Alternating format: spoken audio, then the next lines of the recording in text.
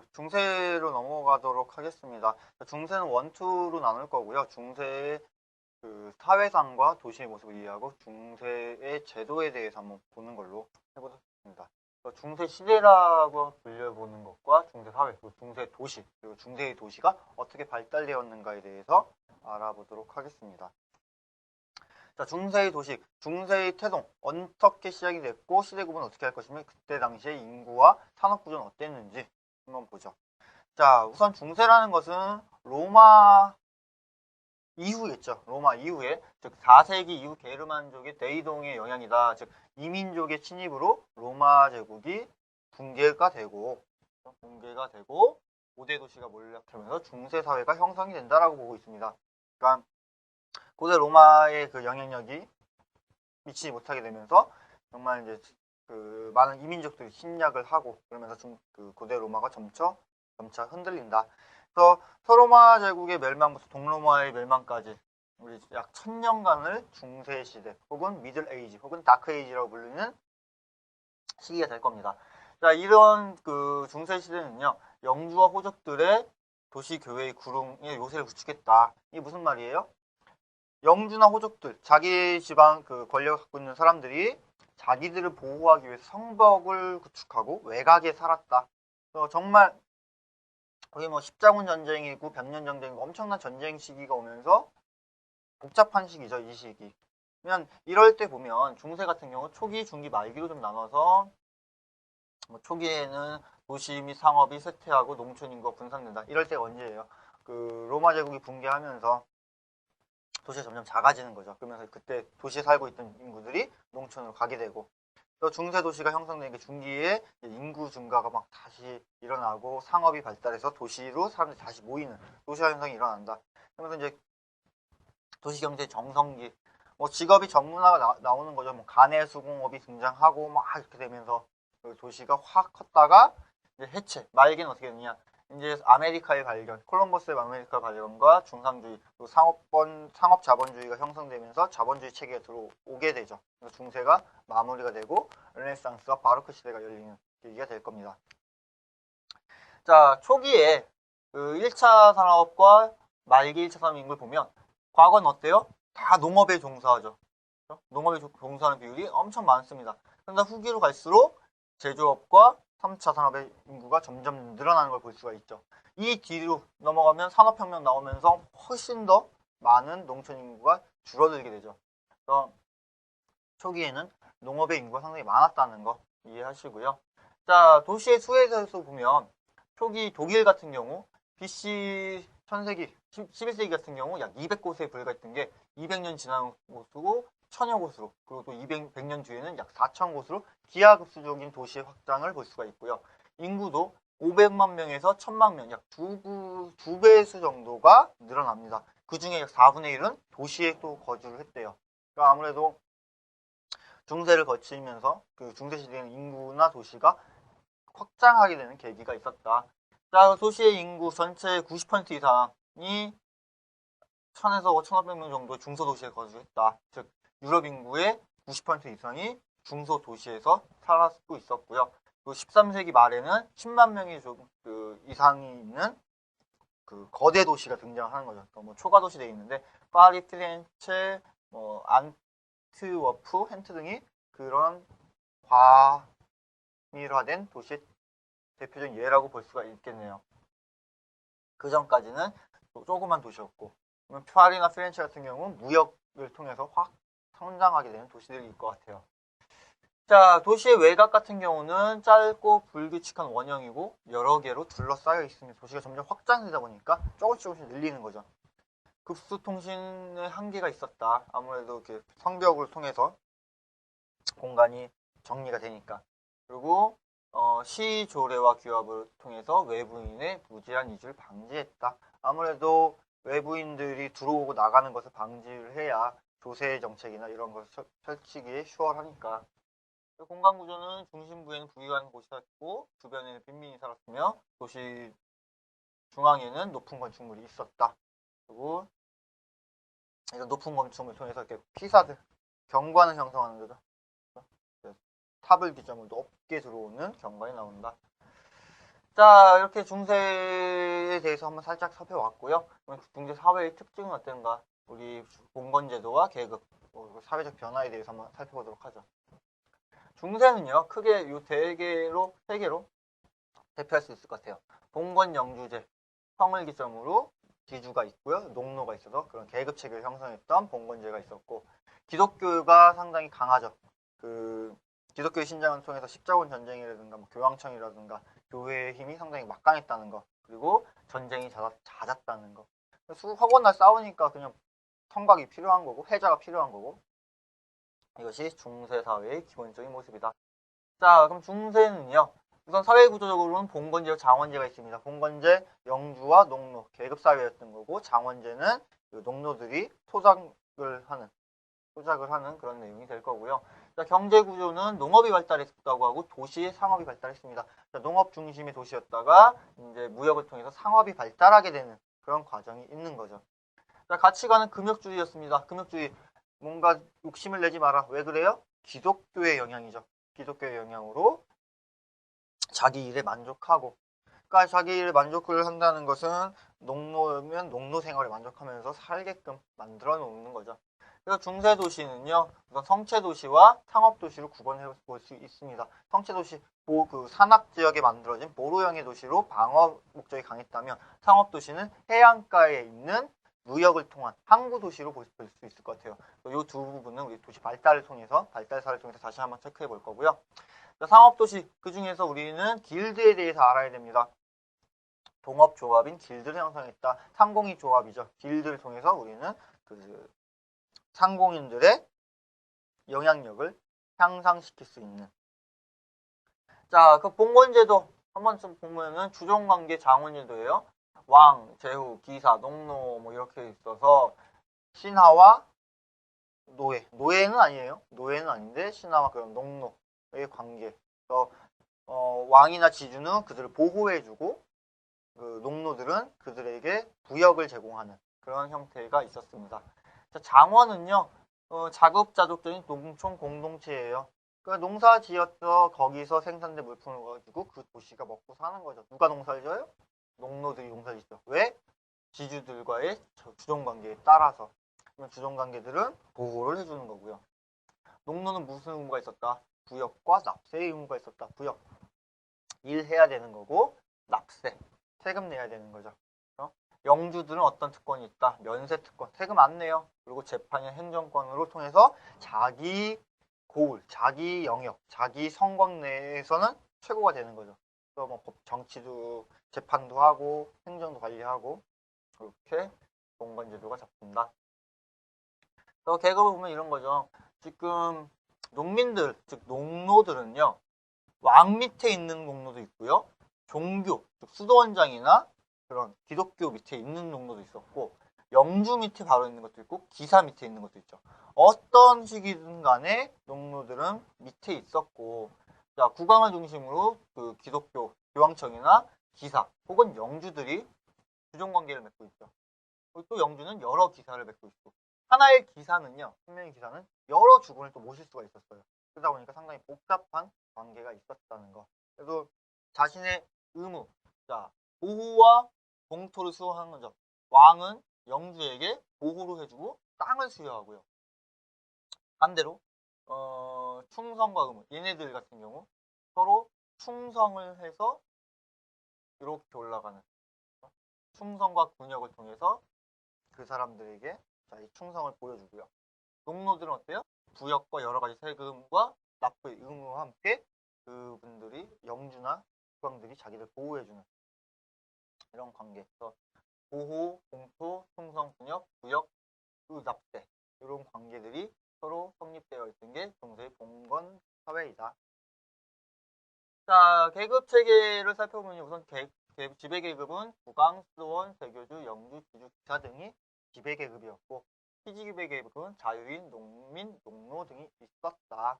자, 그럼 이런 지배계급 같은 경우는요, 우선 기독교가 확 올라오면서 십자군 전쟁이 일어나죠. 십자군 전쟁이 하다 보니까 상업이 발달하는 거고, 상업이 발달해서 시민이 성장을 했고요. 시민이 성장하다 보니까 자기들이 자유로운 돈 거래를 통해서 화폐 경제가 발달하고 이런 화폐를 국왕에게 더 세금을 내니까 왕권이 더 강화되는 약간 이렇게 전체적인 유기적인 관계가 있었고요. 피지 계급은 조금 다른 얘기를 할 수 있는데 우선 농업이 발달하고 그 농업의 발달을 통해서 잉여 생산물이 더 많아지죠. 잉여 생산물이 많아지니까 그런 것을 내다 팔고 그러면서 그 돈이 생기니까 그런 돈이 자유를 살 수 있는 권리가 되는 거죠.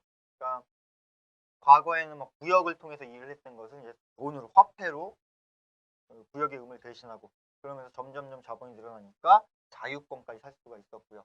그러면서 그렇게 자유인들이 점점 도시로 모여지니까 도시가 확장되고 마지막에 중세가 붕괴되는 그러니까 이 파트는 추후에 다시 한번 볼 거예요. 그래서 그 계급 체계는 지배계급과 피지계급이 있었다. 자, 그래서 중세의 사회 경제적 변화. 우선 봉건 농노 체계에 있었는데 자, 도시 성장이 어떻게 돼요? 농업 생산량의 증가와 잉여 생산물 증가에 따라서 지역 간의 교육이 발생했다. 상업이 증대했다. 또 상인 및 수공업자가 등장을 하면서 농민들은 도시로 이주했고 도시 인구가 증가한다. 그러니까 인구가 늘어나니까 어떻게 돼요? 영주는 외래의 자유 노동자 고용 및 신도시를 건설했다. 이런 사람들을 위해서 신도시를 건설하고 개인의 자유와 자율적인 행정을 다시 만들어내는 거죠. 하나의 영주는 여러 개의 도시를 또 컨트롤하고 그래요. 그래서 우선 농협 생산량이 좀 증가했다는 부분 그리고 자유무역이 증가한다는 부분에서 도시가 신장한다는 거 그런 거 좀 대략적으로 알아두시면 좋을 것 같아요. 자, 이렇게 사회구조를 봤다면요. 그 중세 도시의 특징을 보면요. 우선 시장권, 그리고 도시방어권, 조세징수권, 도량형 자유, 재판경찰권, 시위회 등 뭔가 영주가 가지고 있는 거죠. 그 시장에 대한 경제력을 가지고 있을 수 있고 도시를 방어할 수 있는 그런 권한, 의무겠죠. 그리고 조세, 세금을 거둘 수 있고 재판이든 뭐 시위회든 행정과 정치를 다 같이 했다는 거. 그리고 종교적인 측면에서는 수도원 제도가 있었어요. 수도원. 그래서 프란시스코 수도원의 지시로 많은 수도원이 건설됐다라고 하는데 수도원이 파생되는 거죠. 그리고 축성술이 또 발달합니다. 왜요? 도시전쟁이 막 일어나니까 호화 성벽으로 이루어진 방어적인 구조가 발달하게 되는 거죠. 그러니까 중세 도시는 자율적인 영주에 의한 자율적인 자치권과 뭔가 조세, 그 봉건제도에 따른 그런 조세제도가 확실히 강했고요. 수도원에 따라서 종교적인 측면이 상당히 크게 육성을 했고, 그리고 축성술, 그 전쟁으로 인한 성벽과 해자를 만들어내는 그런 축성술이 발달을 한다. 이런 중세 도시의 구성 요소를 살펴보면요. 우선 성벽이 있을 거고, 그리고 성벽을 보호하기 위한 방어탑, 타워들이 있고, 그리고 성문과 가로, 시장, 성당, 그 주변의 광장, 주거지죠. 이런 것도 있다. 이 뒷부분은 그냥 뻔한 얘기지만 성벽과 방어탑, 성문, 자기들의 영역을 만드는 공간이 있었고요. 광장이라는 게 있다고 합니다. 도시 중앙에 있어서 뭐 성당 전면에도 있고 뭐 시장의 중심에도 있고 집회장으로 사용되는 이런 광장이 있었다. 이런 광장은 그리스 로마 시대부터 있죠. 많은 사람들이 모이는 그런 공간들. 그리고 가로는 성문과 시장을 연결하는 길이 됩니다. 그 외에는 도시 영역을 행정적으로 구분하고 교구로 분할했다. 자, 무슨 말인가? 소교구는 생활권 단위로 들어갔고 가구, 행정구는 행정조세 권역이 기본 단위였다. 그래서 피란체를 보면 62개의 소교구가 있고 4개의 가구와 16개 행정구가 있었다. 그러니까 우리 생활권에 대해서 나누잖아요. 그러니까 교회를 중심으로 영역을 잡아주고 그 사람들의 생활권이나 뭔가 행정적인 것을 관리하는 그런 역할을 했던 게 교회다. 아무래도 이만큼 교회가 전반적인 그런 구심점 역할을 하는 거고 커뮤니티 공간이 되는 거고 공공장소가 되는 거고 상당히 중요한 역할을 했던 거죠. 중세 사회에서는. 자, 또 하나 그 중세 도시의 특징 모르는 도시 바스타드의 구성인데요. 바스타드는 식민도시로서 보호의 필요성으로 건설된 중세의 주거지다. 즉 성벽으로 둘러싸인 주거지를 바스타드라고 부릅니다. 바스타드의 특징은요. 새로운 부지의 재개발 그래서 격자형 가로망이 그 내부에 있고요. 성곽으로 둘러싸여 있습니다. 성곽으로 둘러싸여진 곳에 격자형 가로망이 들어왔다는 것. 도시 방어가 주요한 목적이고요. 성벽이나 해자를 통해서 조금 더 방어를 높입니다. 이런 바스타드는요, 시청이 우선 중앙에 들어오고요. 중앙에 광장이 들어오고 주요 가로의 교차점에 들어옵니다. 이런 거는 뭐 고대 그리스 로마하고 마찬가지죠. 어쨌든 교차점에 이런 포럼 같은 거 넣었던 로마의 양식. 그리고 교회는 위기시 내부의 성역화를 했다. 중앙에 들어오니까 교회에서 다시 한번 수성을 하는 거죠. 그리고 거주지는 표준 규모 지정 내에서 도로와 건물은 밀착해서 완전히 전면했다. 우리 유럽 도시들 가보면요, 길에 바로 건물이 있잖아요. 그런 느낌 생각해보면 된다는 거. 자, 이렇게 뭐 중세도시 특징 뭐 별거 없겠지만은 쭉 봤고요. 발달 과정을 한번 보죠. 중세는요, 역사적, 기적 특성 및 발달 양태에 따라 세 가지 기본적인 특성을 가지고 있습니다. 자, 어떻게 발생됐고 기적 여건은 어떻고. 첫 번째, 오래된 시골, 촌락적인 것이라고 되어 있는데요. 그냥 오래전부터 도시가 있었던 거예요. 도로변에 있든가 교차로에 있든가 원래 그냥 가족 지적 공동체든가. 두 번째, 로마 시대부터 존속되어 온 도시 중심지다. 자, 이건 무슨 말이에요? 로마의 식민도시를 통해서 만들어진 도시를 이어간다는 거예요. 로마의 식민도시. 얘와 얘는 좀 달라요. 이건 그 전부터 있었던 도시고, 얘는 로마가 들어와서 만든 도시인 거고. 그리고 세 번째, 식민지 건설을 위해서 설계된 새로운 또다시 그 신도시를 만든 거죠. 중세 도시에서. 그래서 이렇게 로마는 과거부터 내려온 거, 아니 중세는 과거부터 내려온 거, 로마 시대의 도시, 그리고 새로 인구가 늘어나면서 필요한 신도시로 정할 수 있다. 이러한 도시들은요, 초기에는 산악 지역에 많이 입지를 했고요. 후기에는 평야하고 해안이 발달합니다. 초기에 산악이나 도서지방에서 위치하는 이유는 뭐예요? 로마가 붕괴하면서 도망갔던 사람들이 자기들의 영역을 확보하기 위해서 산간지역에 있는 거죠. 그리고 성곽이 부활을 했다. 외부의 침입을 방지하고 자기들만의 자유를 하기 위해서. 그래서 도시 중심의 이동은요, 초반에는 성곽과 수도원에서 시장이 형성되는 시장으로 도시 중심으로 온 것이고, 거기서 상인과 장인들이 성곽 거주지역으로 나가면서 그 공간이 중심지가 됐다.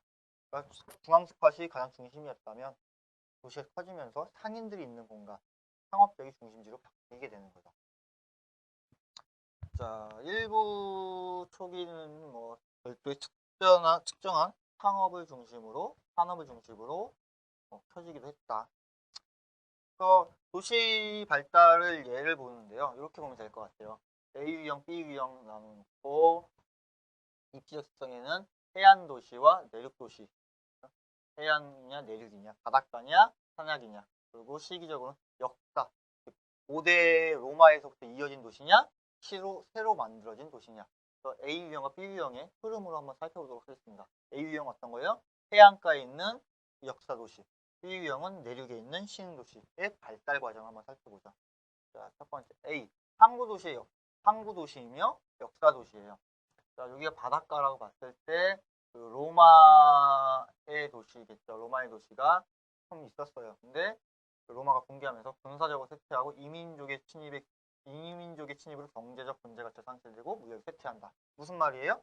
당초에 로마 도시가 있었어요. 로마 도시가 있었는데 로마가 붕괴하면서 로마군의 보호가 없어지니까 누가 들어와? 이민족이 침입을 한다는 거죠. 이민족이 침입하니까 경제적으로 뭔가 가치가 상실하고 무역이 쇠퇴를 하는, 그러면서 점점 농업 위주 체계로 변화를 합니다. 그러니까 이 도시가 초기 도시에서 점점 쇠퇴를 하고 있다는 거죠. 자, 그 다음에 어떻게 돼요? 쇠퇴를 한 거죠. 도시가 앞에서보다 막 상당히 뭉성했다가 작아지죠. 쇠퇴를 해요. 도시 인구가 쇠퇴하다 인구가 줄었으나, 자, 이때 당시 누가 들어와? 경제적 중심지 형성으로 도시 붕괴 무명했다. 여기 중앙에 교회가 있다는 거죠. 도시가 점점 붕괴를 하는데 교회 쪽에서 이제 이끄는 거죠. 믿음을 잃지 마세요. 우리는 행복할 수 있습니다. 그러면서 최소한 도시 붕괴를 막고 유지하고 있었다는 거예요. 그래서 중심에 위치한 교회를 중심으로 중세 수도원이나 성당이 교구의 기반 확립하며 교회가 성장한다. 다 나갔었으니 다 나갔지만 교회만큼은 사람들을 잡아주는 거죠. 그러면서 어떻게 돼요? 수도원을 중심으로 이제 십자군 원정 등이 발달을 합니다. 그러니까 상업이 발달하는 거죠. 교회가 어쨌든 지금 이 전 단계에서 힘을 갖고 있었잖아요. 그러니까 십자군 전쟁을 일으키는 거죠. 그렇게 되다 보니까 누가 발달해? 상업이 발달하니까 다시 무역이 막 활성화되는 거죠. 성벽 내부는 대부분 교회 수로 인해 도시 성장은 외곽 지역의 상업적으로 발달한다. 자, 여기서 교회가 최고였고요. 사람들 다 나갔잖아. 도망갔잖아. 그러니까 교회가 이 모든 공간에 대해서 자기들의 영역을 확보하는 거죠.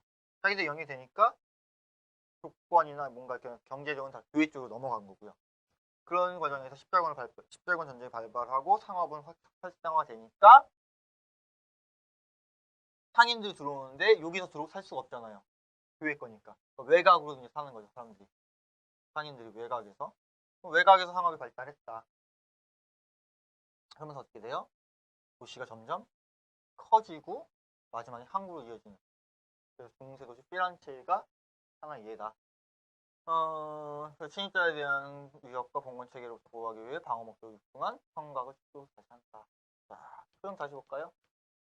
자, 로마 도시가 원래 있었어요. 근데 붕괴를 하면서 도시가 약해집니다. 그런 약해진 도시를 흔들지 말라고 누가 잡아? 수도원이 그 구심점에서 역할을 하는 거죠. 수도원이 구심점을 잡다 보니까 수도원의 그 권한이 상상되고 전쟁을 일으킵니다. 전쟁을 일으키니까 상업이 다시 발달하고 상인들은 중심부에 못 살고 외곽에 살게 되고 도시는 점차 커지게 되는 게 중세 도시의 발달의 하나의 과정이다. 그럼 어떤 내용이었어요? 해안 도시와 역사성을 가진 도시가 발달한 거고, 우리 삐아는 산악 내륙 도시와 신흥 도시, 산지에 만들어지고 새로 만들어진 도시예요. 자, 이민족 및 노예로 구성된 터전을 마련했다. 우선 그런 거죠. 로마가 붕괴하면서 그 도시에 살던 사람이 외곽으로 빠져나가잖아요. 혹은 이민족들이 새로운 공간을 만들잖아요. 그러면 자기들만의 새로운 영역을 만들었으면 자기들만의 공간이 필요한 게죠. 그럼 자기들만의 공간이 필요하다는 것은 남과 좀 배척돼야 되고, 그래서 어디 들어가는 거예요? 산악으로 들어가는 거죠. 구름, 요새화된 공간으로 들어갑니다. 그러니까 우선 이렇게 자기들 영역이 있고요. 산악 지역 및 바위 등의 요새화된 정주지를 특성을 갖고 있습니다. 그리고 성벽 내에는 정주를 건설하고 외곽은 황폐해진다. 여기 안에만 우선 사는 거죠. 아무래도 이민족이고 노예다 보니까 문화에 대한 흥미가 약간 떨어지게 되는 게 초기의 산악도시죠. 그러면서 어떻게 돼요? 자, 약탈과 침략이 대항하기 위해서 성곽을 본격적인 출연한다. 자, 우선 터전만 마련했었어요. 자기들 공간만. 그런데 요새나 이런 산악지역 바위 등에 터전을 마련했는데 신이 너무 많으니까 화려한 성벽을 세워서 확실하게 보호의 목적을 잡는 거죠. 그래서 이런 성격이 있으니까 이 안에 있는 사람들은 심적 안정감이 드는 거죠. 나 여기 있으면 안전해. 그러다 보니까 어떻게 돼요? 경제 성장 및 인구 유입을 촉진하게 되는 거죠. 저기 가면은 안전하더라. 안전하니까 사람들 모이는 거고, 많이 모이니까 경제는 활성화되는 거고. 자, 그러면서 타도시와의 무역을 통해서 상업이 또 발달하더라. 자, 자기 혼자 상관적으로 살 수 없잖아요. 그러니까 다른 도시와 연결해야죠. 그러다 보니까 전체적으로 도시가 커지는 거고, 군사력 같은 거 두세 개의 장원을 이용해 공건제에 성립했다. 그러니까 이 안에 있으니까 힘이 세지고, 이 지주는 다른 데까지 침략을 해서 갖게 되는 거죠. 이 영역이 확대되는 거잖아. 그리고 도시가 외연적으로 확장이 됐고요. 그러다 보니 마지막으로 이제 기존 성곽 내부는 영주 저택을 발전하고 바깥은 교회 기업 및 주거지 형성해서 외선됐다. 이 내부에 있는 건 아예 영주의 대저택으로 바뀌는 거고, 그 외곽엔 도시로 만들어지는 거죠. 그러니까 지금 두 개의 방향이 좀 달라요. 우리 앞에서 봤던 해안 도시의 흐름은 종교적인 힘으로 강하게 들어온 거고, 이런 산악 도시는 군사적인 힘에서 강하게 들어온 거죠.